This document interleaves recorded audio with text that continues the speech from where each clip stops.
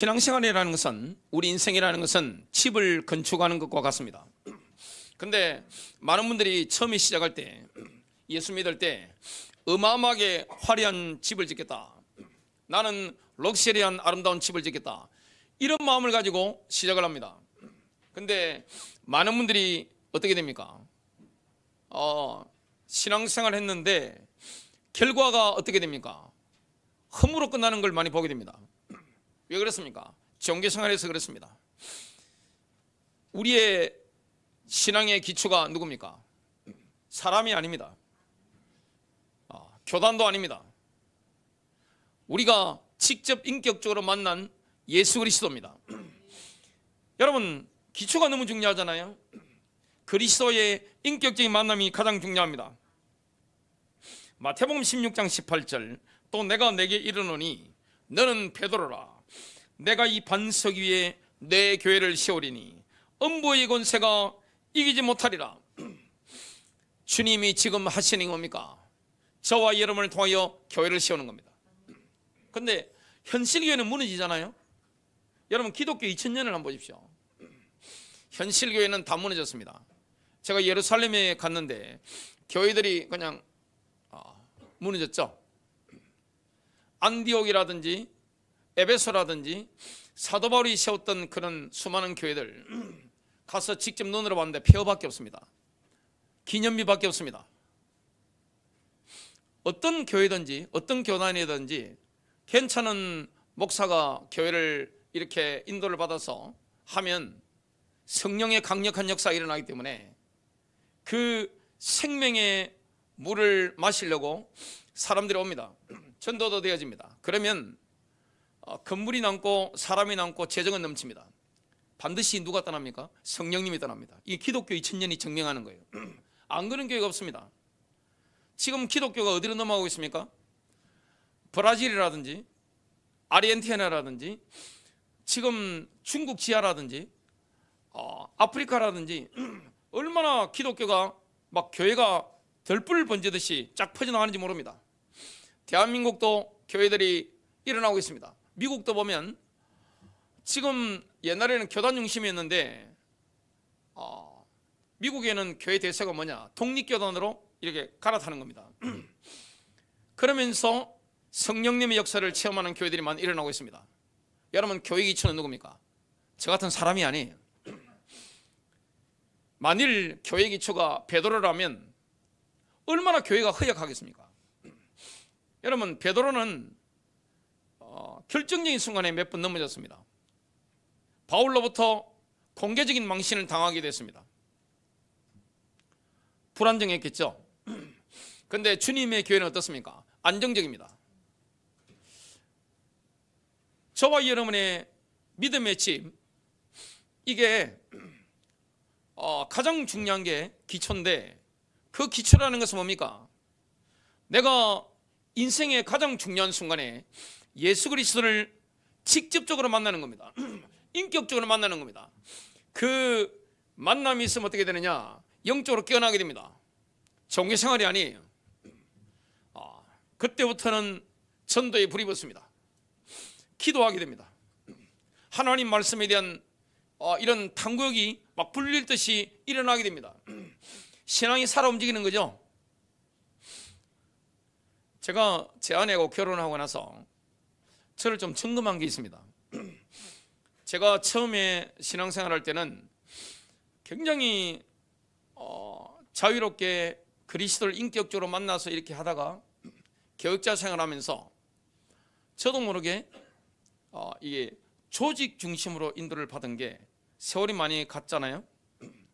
제가 28살 때 결혼했는데 제 아내를 보니까 교회 생활을 저만큼 깊이 안 한 거예요.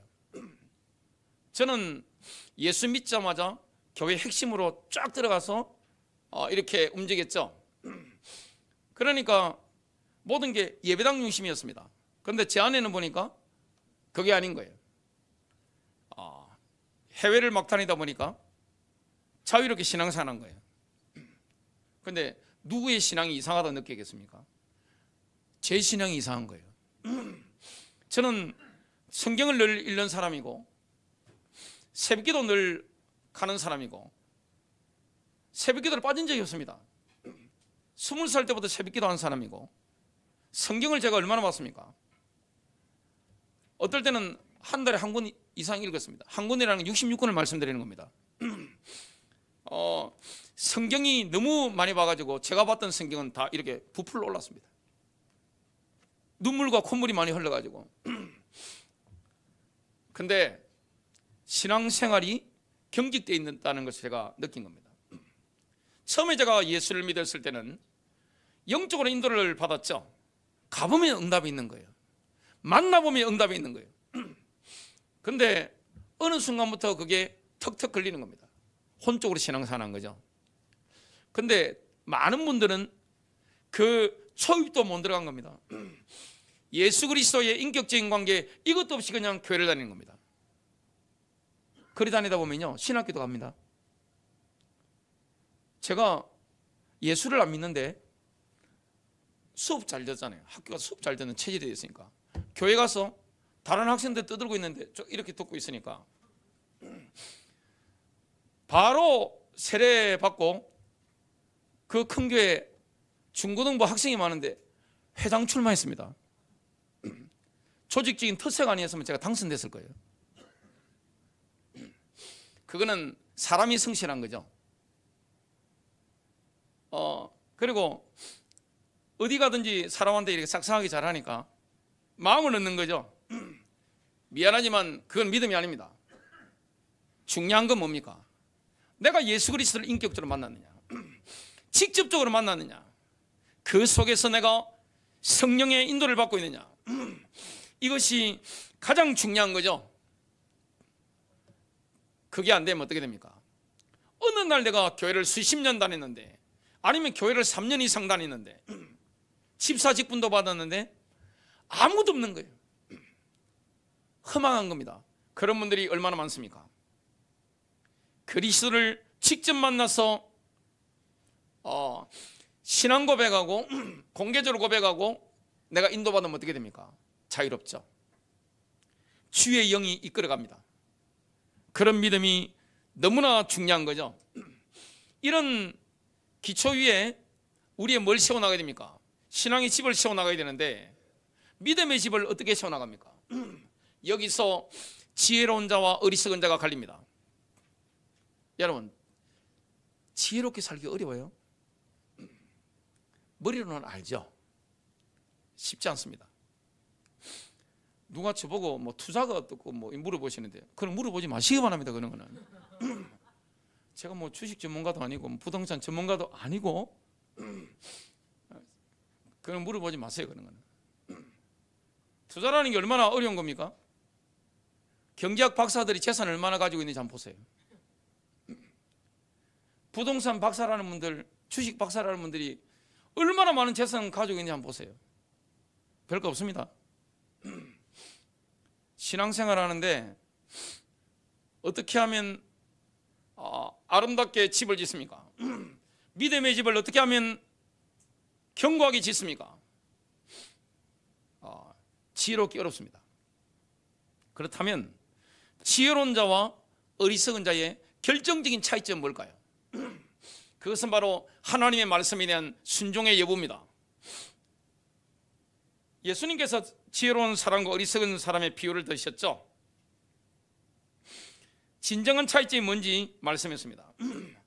여러분, 누가 지혜로운지 누가 어리석은지 어떻게 합니까? 자, 여러분 가운데 다들 지혜로워 보이시네요. 그런데 현실 가운데 어리석은 분들이 많으시더라고요. 교회를 내가 수십 년 다니고 11조 갖다 바치고 예배당 건축할 때 돈을 얼마나 갖다 바쳤는데 내 인생이 뭐냐, 이런 분들을 많이 만나봤습니다. 그 차이점이 뭘까요? 겉으로는 구별이 안 됩니다. 겉으로는 입으로 예수 믿는 분들만큼 입담이 좋은 분들 누가 있습니까? 저같이 이렇게 수십 년 동안 훈련된 분들, 사람은 웬만한 사람 설득시키는데 달인이죠. 그리고 교회 다니는 분들 얼마나 말빨 좋습니까? 웬만한 사람이요 진짜 설득하러 왔다가 울고 갈 겁니다. 여러분들한테 얼마나 말빨 좋습니까? 겉으로는 모릅니다. 지혜로운 사람과 어리석은 사람의 차이점은 그들의 집에 닫힌 시련이지 않았습니다. 지혜로운 사람도 폭풍을 만났습니다. 집을 지었는데 지혜로운 사람의 집에도 폭풍우가 온 겁니다. 예수님이 말씀을 하셨던 이 중동은 건기와 우기가 확연하게 차이 납니다. 대한민국과 다릅니다. 건기 때는 비가 오지 않습니다. 우기 때 확 쏟아지죠. 그러면 우기 때 강이 생깁니다. 그걸 보고 와디라고 합니다. 아니 그 와디가 흘러가는 거기에 집을 지어놨단 말이죠. 폭풍우는 둘 다 만납니다. 자, 사도행전 14장 22절 이런 경고를 합니다. 우리가 하나님 나라에 들어가려면 많은 환난을 겪어야 할 것이라. 자, 예수 십자가로 죄 용서 받았으니까 인생의 탄탄대로입니까? 그렇게 말하는 분 계시다면 그건 사기꾼입니다.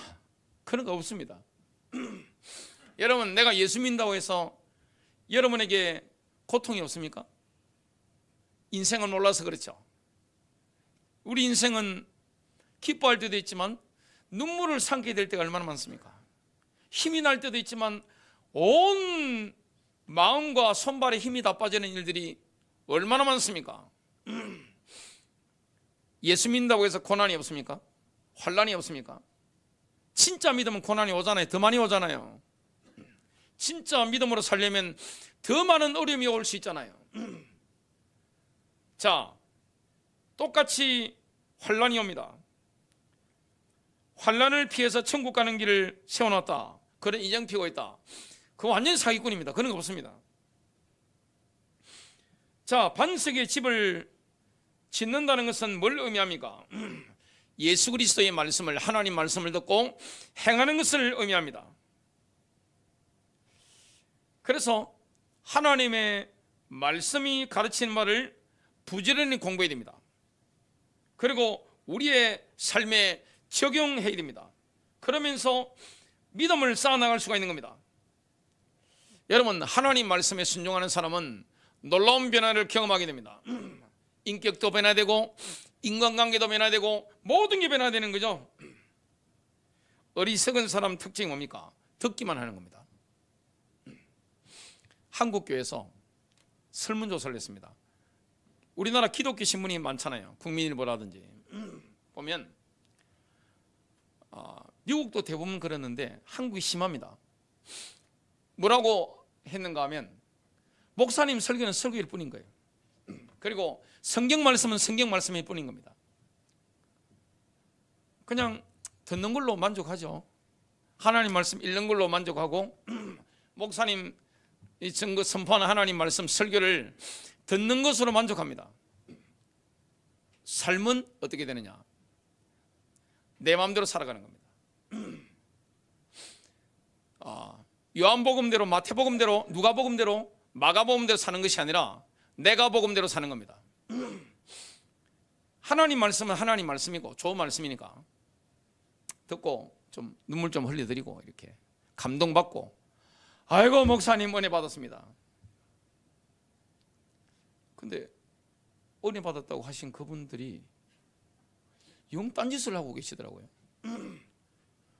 뒤로는 엉뚱한 짓을 많이 하고 계시더만요. 안 그럴 것 같죠? 예배당에 있을 때 우리 모습하고 집이라든지 회사나 거래처에서 나의 본 모습, 예배당의 모습은 나의 본 모습이 아닐 수 있습니다. 진짜 내 모습이 완벽하게 드러날 때는 언제입니까? 집에 있을 때. 나의 모습은 집에 있을 때 나를 봐야 됩니다. 내가 가족들에게 어떻게 하는지, 어떻게 내가 살고 있는지, 그게 나의 진짜 모습입니다. 그게 교육입니다. 저도 부모잖아요. 부모의 교육은 뭘로 하는 겁니까? 말로만 하면 안 됩니다. 자식은 뭘 보고 따라옵니까? 내가 결정적인 순간에 어떤 선택을 하고 있는지, 어떤 언어를 사용하고 있는지, 이걸 보고 따라오는 것이지. 앉아봐. 오늘 예배 드려. 자, 348장 표 찬송 부르고. 종교적인 행위 때문에 따라오는 게 아닙니다. 어리석은 사람 특징이 뭡니까? 듣기만 하는 겁니다. 듣기만 하고 삶에서는 뭡니까? 내 마음대로 살아버리는 거예요. 내 욕망을 따라가 버리는 겁니다. 처음에 잘 되는 것 같죠? 자, 이렇게 말씀합니다. 그러므로 나의 이 말을 듣고 행하지 아니하는 자는 그 집을 모리 위에 지은 어리석은 사람 같으리니 비가 내리고 창수가 나고 바람이 불어 그 집에 부딪힘에 무너져 그 무너짐이 심하니라. 홍수가 났는데 무너졌는데 어느 정도입니까? 처참한 거예요. 차마 눈 뜨고 보고 있을 수 없을 만큼 참혹한 광경을 보게 되는 겁니다. 지금 예수께서 이렇게 말씀하는 거죠. 자, 우리는 그리스도의 반석의 기초 위에서 하나님의 말씀을 듣고 행함으로써 믿음을 쌓아나가야 됩니다. 사도 바울이 본인이 개척해서 말씀을 오랫동안 전했던 에베소 교회 장로들을 모아놓고 이런 메시지를 합니다. 사도행전 20장 32절 지금 내가 여러분을 주와 및 그 은혜의 말씀에 부탁하노니 그 말씀이 여러분을 능히 든든히 세우사 거룩하게 하심을 입은 모든 자 가운데 기업 있게 하시리라. 우리를 든든히 세우는 것은 뭡니까? 하나님의 말씀입니다. 진리의 말씀이 우리를 든든히 세우는 겁니다. 다들 많은 분들이 교회를 다니면서 왜 실패합니까? 교회를 내가 1년 이상 다녔는데 3년 이상 다녔는데 왜 어려움을 당합니까? 어려움을 당하면 뭐라고 합니까? 하나님 왜 이러십니까? 나한테 왜 이러십니까? 그렇게 합니다. 자, 주님은 뭘 말씀합니까? 순종을 말씀하고 있는 겁니다. 우리가 반석의 집을, 믿음의 집을 지으려면 하나님의 말씀에 내가 순종하는 겁니다. 그러려면 뭐가 돼야 됩니까? 세계관이 하나님 말씀과 일치가 돼야 됩니다.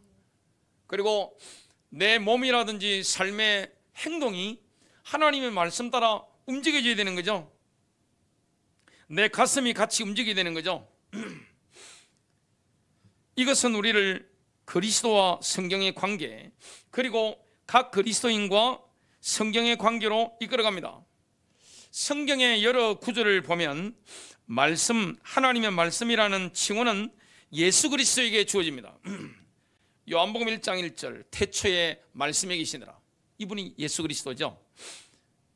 말씀에 계시느라, 이 말씀이 하나님과 함께 계셨으니 이 말씀은 곧 하나님이시느라. 요한복음 1장 14절 말씀이 육신에 되어 우리 가운데 거하심에 우리가 그의 영광을 보니 아버지의 독생자의 영광이요 은혜와 진리가 충만하더라. 요한계시록 19장 13절입니다.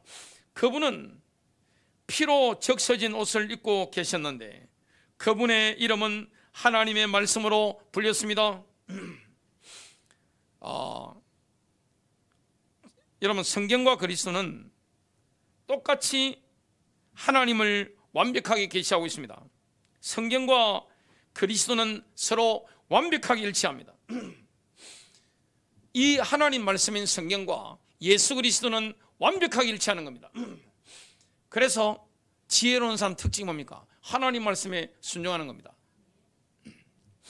우리가 뭘 할 때 하나님의 음성을 들어야 되잖아요. 제일 좋은 게 성경의 말씀이죠. 그리고 그래도 뭔가 좀 애매하다 싶을 때는 뭘 들어야 됩니까? 양심의 소리입니다. 양심의 소리입니다. 여러분, 그리스도인들은 세상 사람들과 다릅니다. 그리스도를 인격적으로 만난 사람은 양심이 깨어났단 말이죠. 양심이 살아있는 거예요. 그러면 하나님 음성을 어떻게 듣습니까? 양심입니다. 생각을 많이 하는 게 아닙니다. 내 양심에 하나님이 감동을 주시는 거죠. 그게 내가 따라가는 겁니다.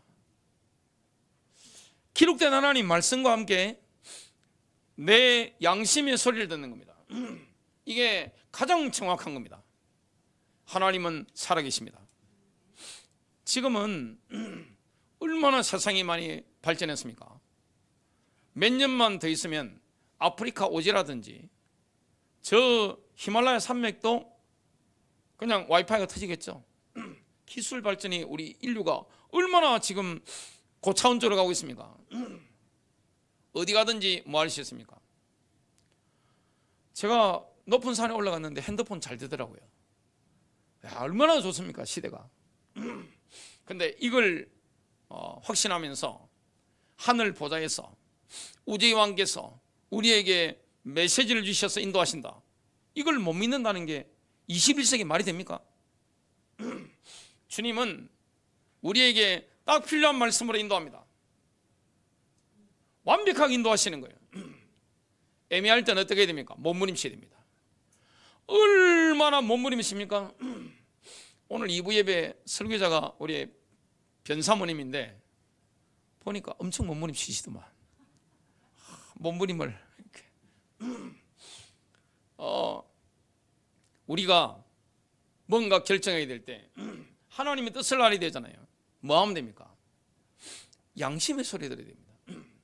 제가 선한목자교회 개척할 때 뭘 들었겠습니까? 혼적인 것은 아니었습니다. 양심의 소리였습니다. 이빨이 빠져갈 때 모든 게 다 흔들려, 인생이 다 흔들리는데 사람의 소리를 안 들었어요. 계산은 끝났기 때문에 양심의 소리를 들었습니다. 이 소리를 듣고 제가 지금까지 온 겁니다. 여러분, 이 말 저 말 들으니까 안 되는 거예요. 양심이 살아있잖아요. 이것 들어야 됩니다. 이게 안 들리는 분들은 욕심이 많아서 그렇잖아요. 그리고 컴컴하잖아요. 컴컴한 분들 얼마나 많습니까? 주로 국회에 많이 앉아 계시던데 컴컴하잖아요. 엄청나게 컴컴합니다. 안 들리는 분들은 뭐 해야 됩니까? 옆에 믿음의 좋은 자가 있어야 됩니다. 부모님이면 제일 좋겠죠. 영적으로 맑은 부모님, 깨끗한 분, 아니면 영적인 리더의 말을 들어야 되죠. 아무 사심 없이 올바르게 길을 제시해야 되는 거, 이게 승리의 관건이잖아요. 자꾸만 잔머리 쓰고 계산하니까 안 되는 겁니다. 지혜로운 사람은 하나님 말씀을 듣고 끝내지 않습니다. 순종하는 겁니다. 그 말씀대로 내가 던지는 거죠. 두 번째입니다. 하나님의 말씀에 순종하는 사람은 하나님의 임재와 함께 갑니다. 여러분, 이게 어렵지 않습니다. 매 순간 날마다 우리가 하나님이 말씀하신 것에 순종하면 임마누엘을 누리게 되는 겁니다. 능력 중에 능력이 뭡니까? 임마누엘입니다. 힘 중에 힘이 뭡니까? 바로 하나님의 임재입니다. 이게 성령 충만이죠. 하늘 보좌에 앉으신 그리스도께서는 하나님의 말씀에 순종하는 예수의 제자와 영적으로 교감하십니다. 우리가 예수 그리스도와 영적으로 교감하는 지름길이 뭡니까? 말씀에 순종하는 겁니다. 이 말씀에 내가 아멘하며 따라가는 겁니다. 이게 어렵지 않습니다. 사실상 그리스도와 성경이 완벽하게 일치하기 때문에 믿는 자와 성경의 관계도 믿는 자와 그리스도의 관계와 일치해야 됩니다. 여러분, 예수님께서는 뭘 기뜸해 주셨습니까? 요한복음 14장에 보면 본인이 육신적으로는 더 이상 제자들과 함께 하지 않을 것이다, 떠날 것이다, 이걸 말씀하셨죠. 그러면서 자신과 제자들 사이에 새로운 관계가 형성되어야 된다, 이걸 기뜸해 주신 겁니다. 예수님은 이렇게 말씀하셨지만 예수님의 제자들은 이해가 안 되는 거예요. 아니, 이렇게 몸을 입고 계시다가 가시는데 새로운 관계를 맺어야 된다고 하니까 이거 이해가 안 되는 거예요. 도저히 받아들일 수도 없는 거예요. 그래서 제자들이 도무지 이해를 못하고 있으니까 예수님이 이렇게 말씀했습니다. 요한복음 14장 19절입니다. 조금 있으면 세상은 더는 나를 보지 못하겠지만, 육신적으로 안 계시는 거예요. 떠나가니까. 너희는 나를 볼 것이다. 이렇게 번역할 수 있습니다. 너희는 계속해서 나를 보리라. 그러니까 제자들 가운데 가룟 유다가 아닌 다른 유다가 이렇게 질문합니다.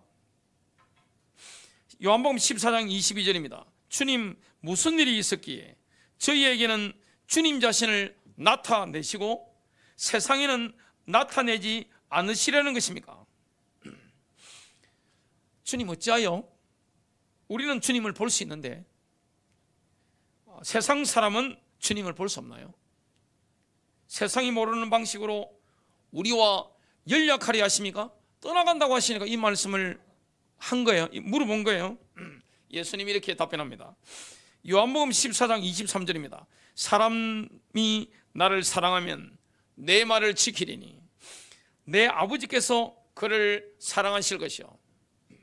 여러분, 아버지께서 말씀에 순종하는 사람을 특별히 사랑하십니다. 여러분, 모든 관계는 사랑하면 특징이 뭡니까? 함께 있고 싶죠? 주님의 사랑을 입는 길이 뭡니까? 말씀에 순종하는 겁니다. 우리가 그에게 가서 거처를 그와 함께 하리라. 내 말을 지키리니, 우리가 주님의 말씀을 지키는 것이 이런 능력이 있습니다. 임마누엘을 누리게 되는 거죠. 하나님 임재를 누리려면 뭐 해야 됩니까? 말씀에 순종하는 겁니다. 듣고 끝내면 안 되는 겁니다. 그래서 설교를 듣고 나서 뭐 해야 됩니까? 가슴에 새기는 작업. 새기려면 뭐 해야 됩니까? 머릿속에 집어넣어야죠. 유대인들이 했던 방법처럼, 테플린처럼 성광을 차고 다니잖아요. 그리고 묶어가지고 하잖아요. 머리에 집어넣어야 됩니다. 그리고 어디에 담아야 됩니까? 가슴에 담아야 됩니다. 내 영혼이 담는 거예요. 그 말씀이 내 마음 깊은 곳에 들어오는 겁니다. 그러면 그 말씀이 움직이는 겁니다. 그 말씀대로 사라지는 겁니다. 그 말씀대로 고백이 나오는 겁니다. 그 말씀의 능력대로 우리가 움직이게 되는 겁니다. 이처럼 말씀을 지키는 것은 과연 하나님을 사랑하는 제자인가에 대한 가장 큰 시험입니다. 여러분, 사랑하면 순종하게 됩니다. 순종이 어려운 게 아니에요. 왜 하나님 말씀에 순종하는 게 어려운가 하면 내가 하나님을 사랑하는 마음이 없어 그렇습니다. 사랑하면요 순종하게 됩니다. 왜 그렇습니까? 내가 나를 사랑하는 것보다 하나님이 나를 더 사랑하시기 때문에. 명절이 되면 돌아가신 아버지가 늘 생각납니다.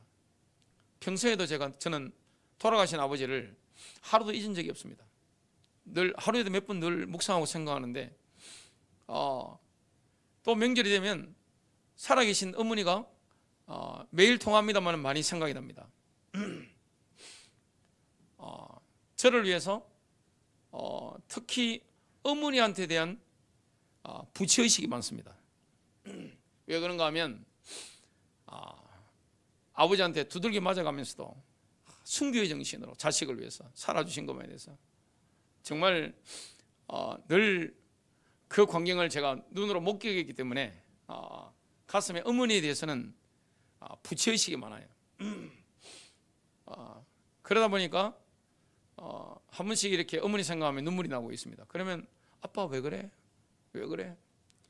자식이 물어봅니다. 자녀가 물어보면 아니야 그냥 하고 그냥 이렇게 하늘 쳐다보고 있죠.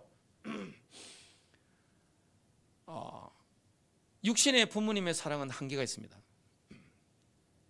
인간이기 때문에 한계 있는 거예요. 하지만 하나님의 그 사랑은 한계가 없습니다. 독생자를 내어주신 그 하나님의 사랑, 하나님의 그 말씀은 우리를 더 생각하는 겁니다. 저와 여러분이 전후좌우를 모르잖아요. 내일 무슨 일이 일어날지 모르잖아요. 이런 결정이 육신적으로 나에게 분명히 혼적으로 손해를 보는 것처럼 우리가 확실히 느끼는데, 앞으로 이 결정이 하나님의 그 음성에 내가 순종했는데 육신적으로 손해보는 게 확실한데, 지금 현재로 봐서는 이게 나에게 어떤 유익을 줄지 우리는 모릅니다. 어떻게 알겠습니까? 그 말씀에 순종하면 승리하는데, 주님을 사랑한다는 것은 뭡니까? 주님의 선하심을 우리가 신뢰하는 거죠. 사랑이라는 건 뭡니까? 자, 부모가 되면 특징이 있습니다. 나의 복지보다 자녀의 복지를 먼저 생각합니다. 어떤 부모라도 정상적인 부모 같으면 내보다 자식을 먼저 생각합니다. 그래서 제가 중3 여학생이 아이를 낳는 걸 봤습니다. 교회 학생이기 때문에 깊이 관여를 했죠. 근데 그 학생이 키우는 걸 봤습니다. 확실히 자녀에 대해서는 엄마들만요, 와, 이게 철없는 우리 같은 남자들하고 많이 다르더라고요. 희생정신, 오직 자녀 중심으로 모든 걸 맞춰주는 거죠. 여러분, 육신의 어머니도 그랬는데 하나님이 우리에게 말씀하시는 게 우리에게 손해가 되겠습니까? 전부 다 유익이에요. 하나님의 말씀은 저와 여러분에게 복을 주시려는 거지 저주의 의도가 1도 없는 겁니다. 그래서 신명기 28장에 보니까 이 말씀에 순종하면 들어가도 복을 받고 나가도 복을 받을 것이다. 너희가 위에만 있고 아래에 있지 않을 것이다. 너희가 빌려줄지라도 빌리지 않을 것이다. 그래서 사랑하기 때문에 순종하는 거죠. 요한일서 2장 4절부터 5절입니다. 내가 그분을 안다라고 말하면서 그분의 명령들을 지키지 않는 사람은 거짓말쟁이며 그 안에는 진리가 없습니다. 그러나 사람이 그분께서 하신 말씀을 지키면 하나님에 대한 진정한 사랑이 그 안에서 그 목표를 이루게 된 것입니다. 이것으로 우리가 그분과 연합한다는 것을 확신합니다. 세 번째로 보면요, 마지막 시대는 미혹당하지 않으려면 하나님의 말씀과 일치하는 성령의 나타남만을 취해야 됩니다. 지금 마지막 시대는요, 영계가 열린 시대입니다. 지구상 어디든지 기도하면 어떻게 됩니까? 방언 터집니다. 지구상 어디든지 산속이든지 아니면 히말라야 산맥 오지라 할지라도 어디에든지 주님 바라보면 어떻게 됩니까? 주님 만나주십니다. 지금 그런 시대입니다. 이슬람이든 어디든지 할 것 없이 하나님이 예수를 보내시기 때문에 만나주시고, 지금은 영적으로 엄청나게 충만한 시대입니다. 영계가 열린 시대입니다. 이때 미혹당하기 딱 좋습니다. 사도행전 2장 17절, 하나님이 말씀하시기를 말세 내가 내 영을 육체에 부어주리니 너희 자녀들은 예언할 것이요 너희의 젊은이들은 환상을 보고 너희의 늙은이들은 꿈을 꾸리라. 데살로니가전서 5장 19절 21절, 성령을 소멸하지 말며 예언을 멸시하지 말고 범사에 헤아려 좋은 것을 취하고. 이 마지막 시대는 하나님이 꿈으로도 역사합니다. 환상으로도 역사합니다. 우리가 삶에서 경험도 하지만 특히 선교사도 못 들어가는 이슬람 세계 이런 데 한번 보세요. 그들이 거짓말한다고 봅니까? 거짓말할 동기가 아무도 없습니다. 이런 시대에 예언도 많이 터집니다. 자, 하나님의 말씀은 모든 영적인 것을 검증하는 기준이 되는 겁니다. 캐논이죠. 이사야 8장 20절, 마땅히 율법과 증거의 말씀을 따를지니 그들이 말하는 바가 그 이 말씀에 맞지 아니하면 그들이 정녕 아침빛을 보지 못하고. 예언이 하나님 말씀과 맞지 않다. 그리고 계시받았다고 하는데 하나님 말씀과 맞지 않다. 꿈을 꿨는데 하나님 말씀과 맞지 않다. 그래 유튜브를 보던 어떤 목사님의 설교를 들었는데 하나님 말씀과 기준이 다르다. 뭐 해야 됩니까? 버리는 겁니다. 누가 말하든 상관이 없습니다. 이 말씀의 기준에서 벗어나는 것은 뭡니까? 버리는 거예요. 그래서 하나님의 말씀의 기준을 우리가 따라가야 되는 거죠. 여러분, 지금 마지막 시대는요, 마귀가 얼마나 많이 활동합니까? 지금 보면 제일 조심해야 되는 게 뭡니까? 보이스피싱이에요. 스마트폰 이거 우리 거라 생각합니까? 이미 우리의 정보 다 털렸습니다. 마음만 먹었다 하죠. 제가 목회하면서 보니까 제일 교회에서 돈 많고 똑똑한 분들 걸렸습니다. 말도 못하죠. 많아요. 서로 말씀 안 할 뿐입니다. 저한테 와서 이렇게 말씀하시니까 저는 알아듣는 거죠. 굉장히 많습니다. 자, 영적인 사기가 얼마나 무섭습니까? 영적인 사기를 당해버리면 어떻게 됩니까? 본인만 당하는 게 아닙니다. 가족들 물귀신 작처럼 같이 죽는 거죠. 영적으로 내가 미혹당해버리면 혼자 죽는 게 아닙니다. 일가족까지 같이 죽는 거예요. 얼마나 무서운 겁니까? 그래서 마지막 시대는 영계가 열린 시대이기 때문에 이 말씀을 철저하게 우리가 공부해야 되는 거죠. 마태복음 24장 23절과 24절 그때 사람이 너희에게 말하되 보라 그리스도가 여기 있다 혹은 저기 있다 해도 믿지 말라. 거짓 그리스도들과 거짓 선지자들이 일어나 큰 기적과 기사를 보여 할 수만 있으면 택하신 자들도 미혹하리라. 디모데전서 4장 1절 2절 성령이 밝히 말씀하시기를 후일에 어떤 사람들이 믿음에서 떠나 미혹하는 영과 귀신의 가르침을 따르리라 하였으니 자기 양심이 화인을 맞아서 외식함으로 거짓말하는 자들이라. 미선자들이 많습니다. 미혹당하지 않으려면 뭐 해야 됩니까?